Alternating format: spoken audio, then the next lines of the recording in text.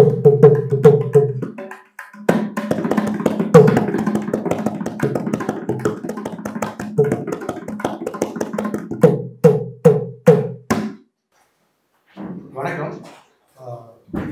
பரமானந்த குரு நாடகம் சார் எழுதிய நாடகம் அதான் அரங்கேற்றம். வீரமாமுனிவர்னு சொல்லப்படுற கான்ஸ்டான்டினோ ஜோபெஸ்கியால இயற்றப்பட்டதுதான் பரமார்த்த குரு கதைகள்.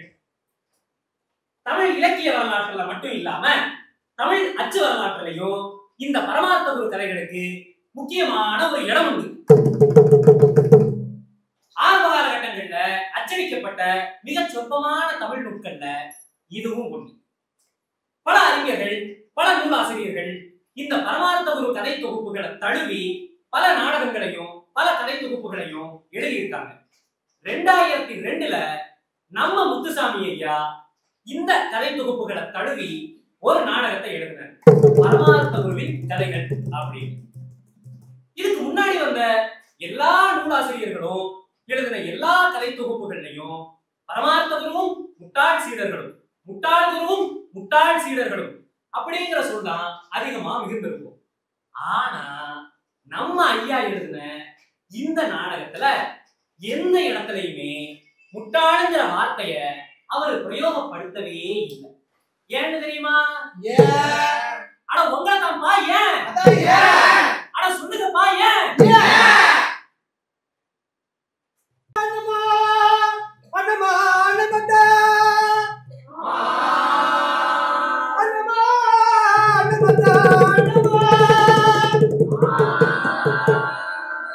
நம்ம முத்துசாமி சார் எழுதிய பரமார்த்த குரு நாடகமா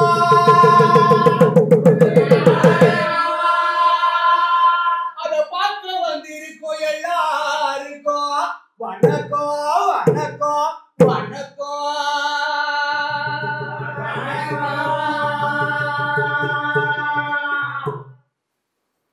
நான் இந்த மடத்துல வேலை பார்த்துக்கிட்டு இருக்கேன்.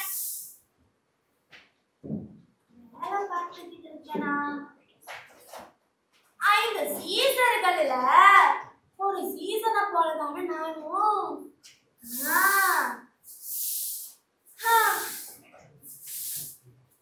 பரமார்த்த குருவுக்கு மொத்தம் 5 சீசருங்க.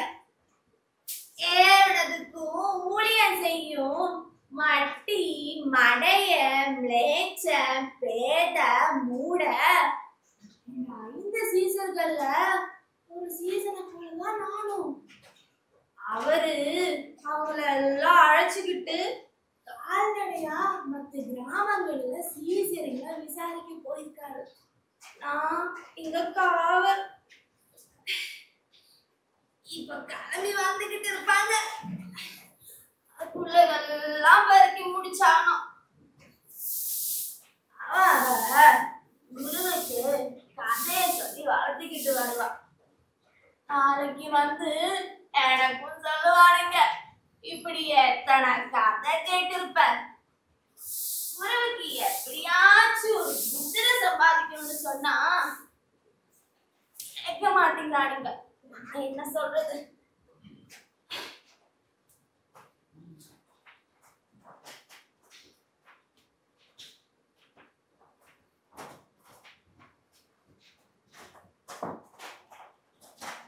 காலையில மேவிட்ட கறவை பசு இன்னும் வீட்டுக்கு வரல. சீசருங்க வந்திருந்தா போய் பார்த்துட்டு வர சொல்லிருக்கலாம். இனிமே எங்க நாளைக்குதான். ஐயோ,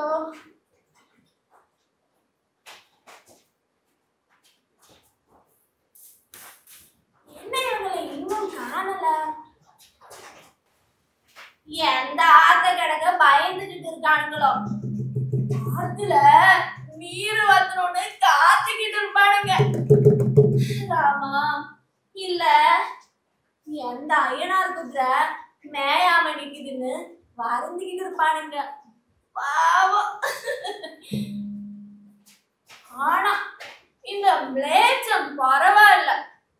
முருகு தெரியாம கத்து வச்சு அழுத போக்கிடுவ.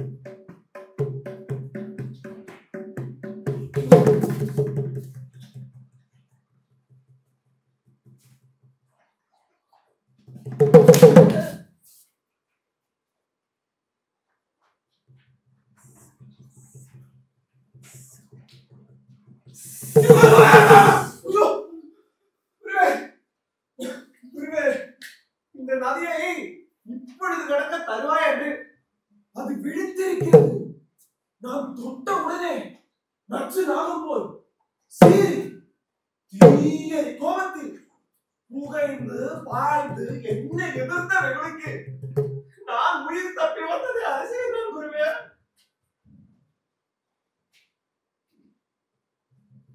தேவ திருவுலத்துக்கு நாம் என்ன செய்வோம்? சற்று நேரம் காத்திருப்போம்.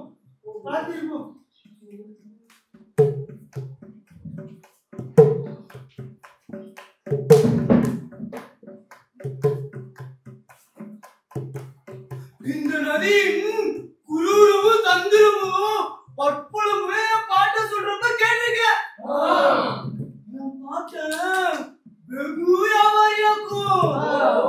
அவர் ஒரு நாள் 2 கழுதைகள்ல உப்பு பொதி ஏத்திக்கிட்டு அவர் கூட்டாளியும் ஓட்டிக்கிட்டு ஆத்துல இறங்கி போறப்ப இடை மட்டும் மூடுகிற குளிர்ந்த நீர்ல ஒரு நாளாக கொள்ள சற்று இலை பார நாங்களும் குளிச்சுட்டு கழுதைகளை நிறுத்தி கொள்வாட்டாங்களாம்.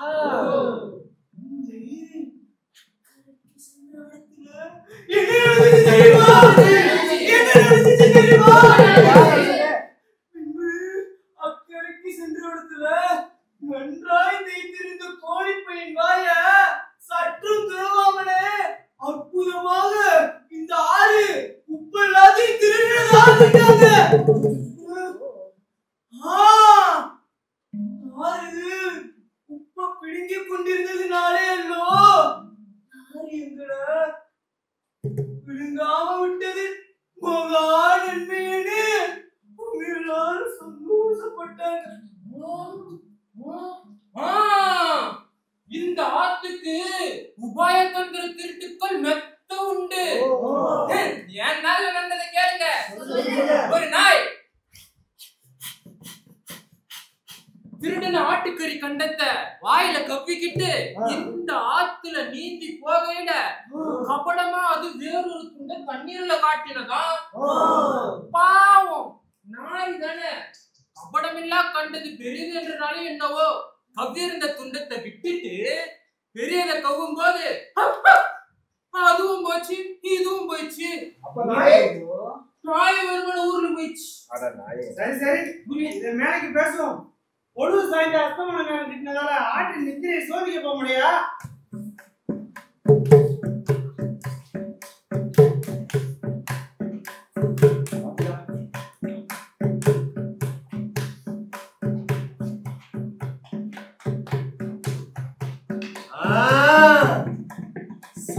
சமயம் வாய் விடாது சத்தம் போடாது சுருட்டாய் பாருங்க. ஆத்துக்கு நல்ல சோத்திய நேரமாச்சு. இப்போ அஞ்சவோ பூசவோ தேவையில்லை.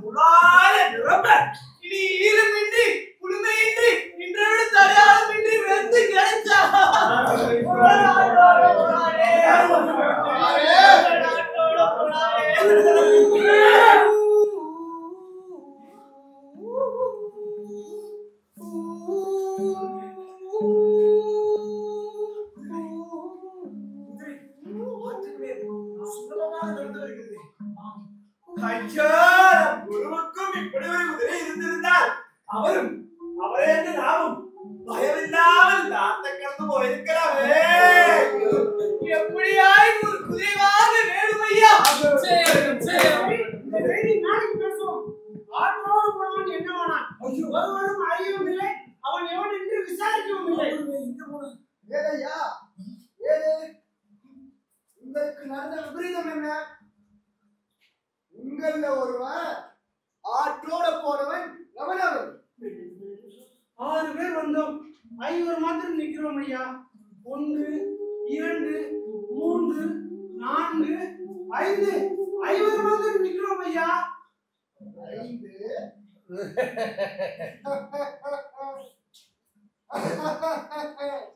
முன்னானதெல்லாம் ஆயிட்டு. நீங்கள் எனக்கு ஒத்த வெகுமானத்தை செய்வீங்களானா?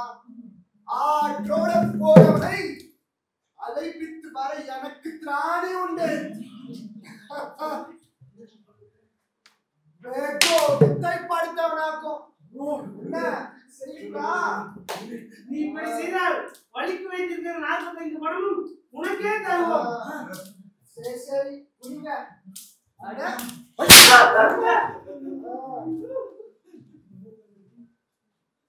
எதிரையாக்கும் அந்த வித்தை ஒட்டியிருக்கிறது. நீங்கள் நிறையா இருந்து இந்த சாட்டையால முதுகில் ஒரு அடி படவே அவன் தன் பெயரை சொல்லி எண்ணிக்கொண்டு வந்தால் அறுவரும் இங்க வந்திருக்க பண்ணுவேன். என்ன தயாரா?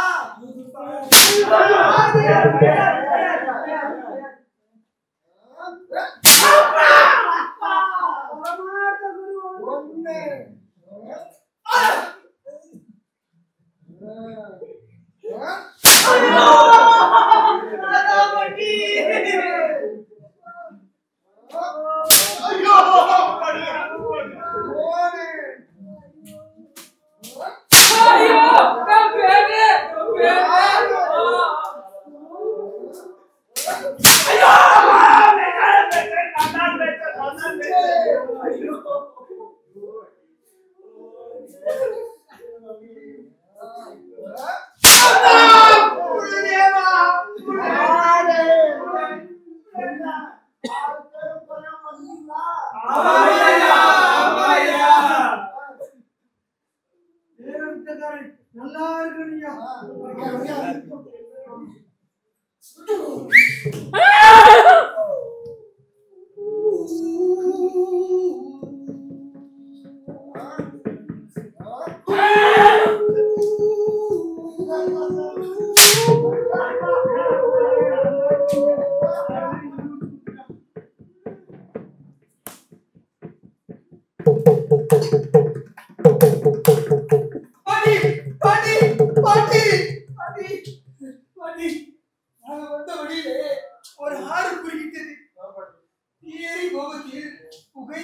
இந்த வெயிலுக்கு பிழைத்து வந்ததே அதிசயமா.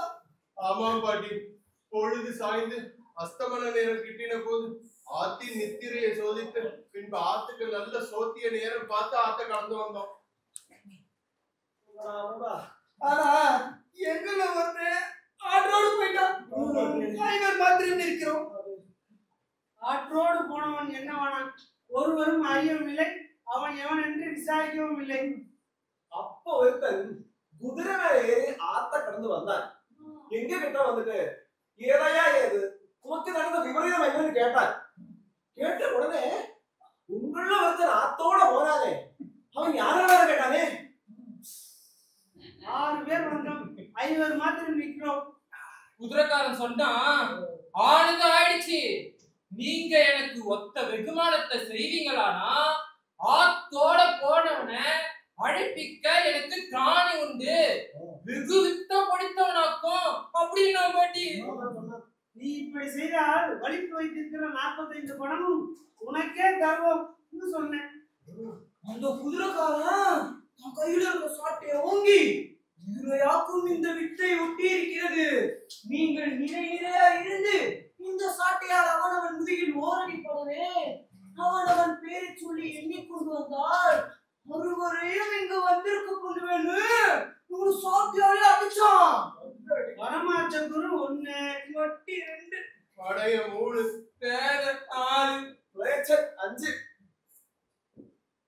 மூடன் 6 பேர் வந்துட்டோம். ராமா, நீங்க உங்களை எண்ணி கணக்கேத்துற வகையில மோசம் வந்தேன்னு சொல்லிக்கிட்டு இருக்க. தன்னை ஆகிலும் வேற ஒருவனை தப்ப விட்டு என்னன்னா கணக்கு தப்பும். இன்னொரு வாட்டி இப்படி மோசம் வராம இருக்க நம்மளுக்கு ஒரு பயம் சொல்ல.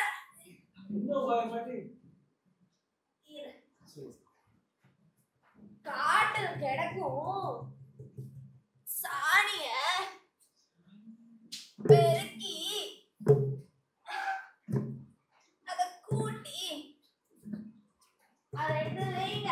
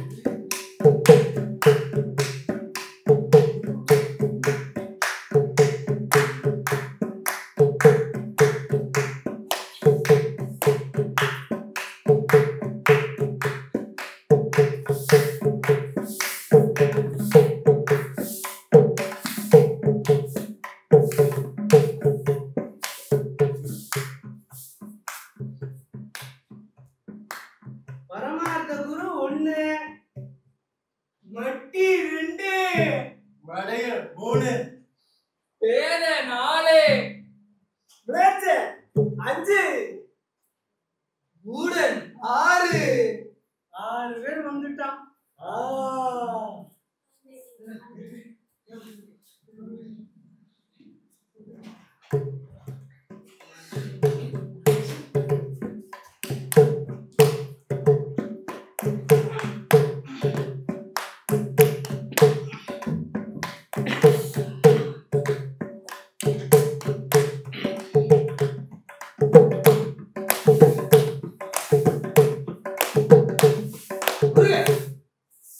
எப்படியாவது ஒரு குதிரை சம்பாதிக்கணும். ஆமா குருவே, எப்படியாச்சும் உமக்கு ஒரு குதிரை சம்பாதிச்சே ஆக வேண்டும். குதிரை விலை என்ன விலை இருக்கும்? ஏன் பாட்டி, ஒரு குதிரை விலை என்னவா இருக்கும்? ஒரு பொண்ணுக்கு 50 பொண்ணுக்கு குறையாது. 100 பொண்ணு 50 பொண்ணுக்கு குறையாம.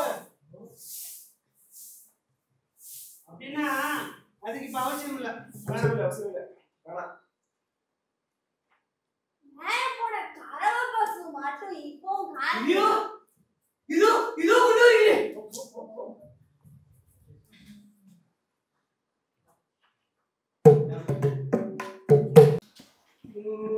நெஞ்சே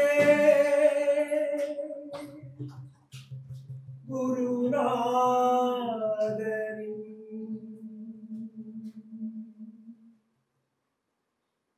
நெஞ்சே குருநாதனின் சேவடி நினைந்து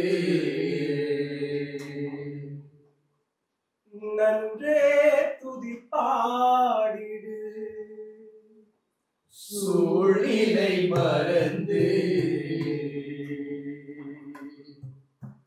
குருவின் திருவடியில் கற்றெடுத்த ஞானம் தேருவில் கடை பொருளாய் விற்பதொரு ஈனம் நெஞ்சே குருநாதரின் சேவடி நினைந்து நன்றே துதிப்பாடிடு சூழ்நிலை மறந்து ஐயா, போன பசுவ எல்லா இடத்துலயும் ஆயினும் பரவாயில்ல, கொஞ்சம் விளையாட நமக்கு குதிரையாகப்பட்டது. போன கறவையை தேட ஊருக்கு ஊரு காட்டுக்கு காடு கொள்ளைக்கு கொள்ள போய் எல்லாம் சோதிச்சு வரையில ஒரு பெரிய ஏரிக்கரை சார்புல 4-5 கோடி குதிரைகள் மேயவும் கிழக்கவும் கண்ட அருகே சென்ற இடத்தில் எங்கும் இரு கைகளால் தழுவப்படாத குதிரை முட்டைகளை கண்டு அங்க வந்து ஒருத்தங்கிட்ட கேட்டேன். அவன் இதுங்க குதிரை முட்டைகளா ஒவ்வொன்றும் 4-5 பொன் விலையா வேண்டிய சொன்னார். ஐயா ஐயா, இது நல்ல சமயம். நம்மளுக்கு சுலபமா ஒரு சாதி குதிரை வரும். நாம எப்படி படிப்பித்தோமோ, நாம எப்படி வளர்த்தோமோ அப்படி எளிதாகும் ஐயா. சற்று யோசித்து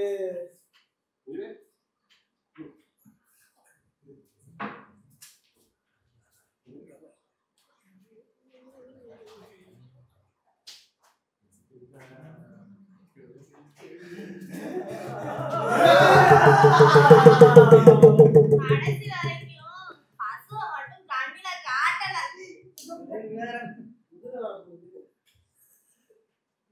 நல்ல ஜாதி குதிரை முட்டை வரும் என்று வைத்துக் கொள்ளுங்கள். வந்தாலும் அதை அடைக்காத்து பின்படலாம் குறிக்கும். அது ஆகிலும் இப்போ யார் அதை அடைக்காக்கிறது? 10 கோடிகள் கூட வைத்தாலும் பத்தவும் மாட்டாது, நிற்கவும் மாட்டாது. இதுக்கு என்ன வழி இருக்குது?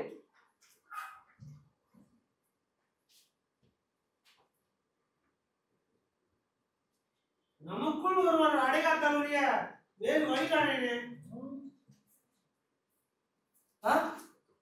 நானே தினம் தினம் போய் ஆற்றிலே வேண்டிய தீர்த்தமெல்லாம் கொண்டு வருவோம். நானே தினம் தினம் போய் வேண்டிய எரிசுரிமை சம்பாதித்து கொடுக்கவே உத்தியோகமாக கொள்ள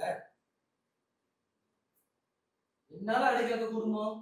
ஆமா, இரவு பகலுமாக பின்வாங்காமல் மடப்பள்ளியிலே நானே கிடந்து 10 பேருக்கு சோறாக்கவும் 4 வித கறிகளை சமைக்கவும் விந்தையான பணியாரம் உண்டு பண்ணவும் அடுப்பண்டையில் சாகிறதல்லோ. பிறகு என்னால் அடைக்காக்க முடியுமா? ஆமா ஆமா குருவே, நான் மட்டும் விடிய முன்னே ஆத்துக்கு போய் தந்தாவன மண்ணி வாய் கொப்பளித்து முகம் கழுகி கைகால் சுத்தி செய்து முறையோடு எல்லா அனுஷ்டானங்களையும் முடித்த பிறகு பல பிரிந்து புது அறிவுகளை தெரிந்தெடுத்து நிச்சயமாய் அவற்றை இங்கே கொண்டு வந்து முறையோடு பல விக்கிரகங்களே அனுஷ்டையாய் சாத்தி தேவ பூஜைக்கு நித்தியமே உதவி செய்வது என் பாயசமல்லோ. அடைய கிடக்கிறாமோ? இதெல்லாம் உள்ளதுதானே. போன மற்ற 2 பேர்களாலையும் ஆகாதே. நானானால் இங்கே சும்மா உள்ள இருக்கிறேன். அந்த முட்டையை மடியிலே வைத்துக் கொண்டு கைகளாலே தழுவி மார்போடு அணைத்துக் கொண்டு அன்போடு பேணி அடைக்காப்பேன். குதிரை பொறித்தாலே போதும், வடத்தகும் பிரயாசம் பார்க்க உண்ணாது.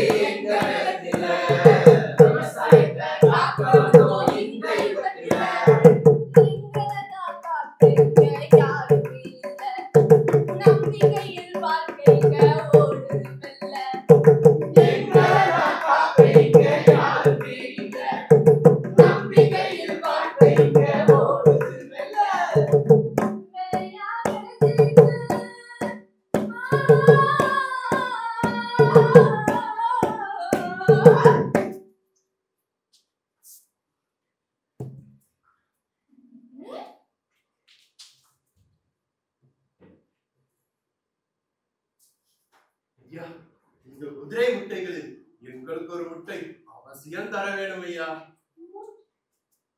ஓ, இந்த உத்தமசாலி குதிரை முட்டையை வாங்க நீங்கள் தக்கவர்களோ? இது வெகு விலை பெற்றதாக்கும். போவையா, அதற்கு 5 பொன்னால் உள்ளவர் என்று நாங்கள் அறியோமா? இந்த 5 பொன்னை வைத்துக் கொண்டு இந்த முட்டைகளில் நல்ல முட்டையா எங்களுக்கு தர வேணும் அப்பா. நீங்கள் நல்ல கிரைஸ்தர் தானே. உங்கள் குணத்தை பற்றி அறிந்து இந்த விலைக்கு தர நான் சம்மதிக்கிறேன். ஆகையால் உங்களுக்கு ஒரு முட்டை சரி போனதாக தெரிந்து கொண்டு போயிட்டு வாங்க.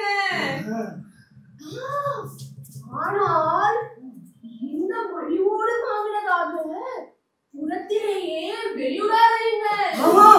என்ன புரியுதா? போயிட்டு வரேன்.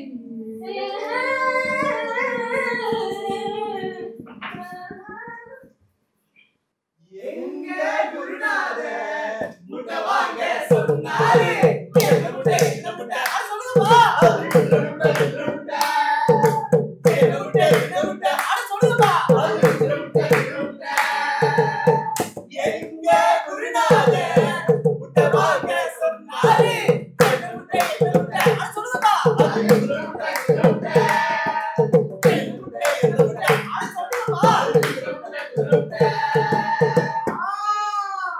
நம் முன்னோர்கள் சொன்னது தவம் ஜீவர் தங்கருமும் ஜீவர், அதற்கு அத்தாட்சி கண்ணாலே காண்கிறோம். நம் குருக்கள் பண்ணிக்கொண்டு வருகிற தவத்தின் பலன் எதுவே? சாதி குதிரை 100 பொன் 150 பொன் பெறத்தக்கது. நாம் இப்போது 5 பொண்ணுக்கு வாங்கி கொண்டு போகிறோம். ஆலோசனையோ அறத்தால் வருவதே இன்பம். மற்றெல்லாம் புறத்த புகழும் இல்லை என்று நீ கேட்டதில்லையோ? ஊதியம் மாத்திரமல்ல, புண்ணியத்தினால் இன்பம் வரும் ஒழிய மற்றெல்லாம் துன்பமும் அவகீர்த்தியும் ஆகும். என் தோப்பனார் நெடுநாள் வெகு புண்ணியங்களை செய்தல்லோ நான் பிறந்த பலனையும் மகிழ்ச்சியும் கண்டார். அதிலே சந்தேகமோ? ஆமனுக்கு விதைத்தால் ஆச்சா முளைக்குமோ? நல்வினைக்கு நன்மை வரும், தீவினைக்கு தீமை வரும். எங்க குருநாதர் முட்டமாக சொன்னாரே, பெண்ணும் பெண்ணும் குதிரை முட்டை குதிரை முட்டை.